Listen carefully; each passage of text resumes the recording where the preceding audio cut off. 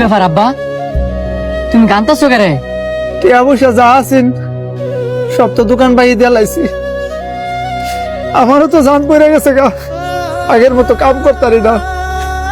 কালকে হইল ঈদ, তোর ছোট ভাইটাই কইতাছে গরু গুছ খাইতো, আমি কইতাই না দেবো, এটা মনে করে আমি কামতাছি। কাইন্দ না আব্বা,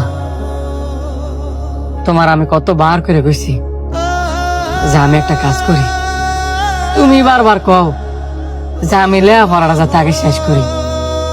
হেন আবার আত্মীয় স্বজনরা আম করে দেখতারে না, যদি আত্মীয় স্বজনরা দেখতার তা না হয় ছোট ভাই লেখাপড়া বুঝতে চাই আনতে পারতাম। আসলে কি আব্বা, মধ্য ফ্যামিলির ঘরে জন্মাইছি তো কারো কাছে চাইতে পারি না।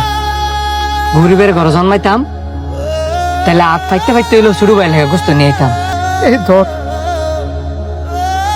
200 টিয়া, বাজার থেকে গিয়া একটা মুরগি লয়ে আয়। কালকে যদি বলারে গরুর গোস্ত না দিতারি, মুরগির গোস্তটা দেওয়া লাগবো। আব্বা তুমি কোনো চিন্তা করো না, আমার বন্ধু সানি আছে না, হ্যাঁ নাকি এবার গ্রামও কুরবানি দিব। আমি হ্যার কাছে যাম, দেখবা হ্যাঁ আমার জীবন না করতো না, এতগুলা গুস্তরি দিব। তুমি থাও, আমি মুরগি লই। সানি,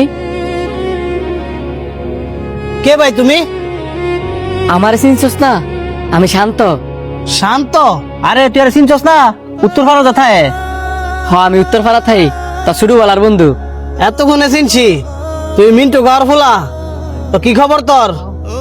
আলহামদুলিল্লাহ ভালোই, অনেকদিন পরে তোরা দেখলাম, নিজের কাছে অনেক শান্তি লাগতাছে।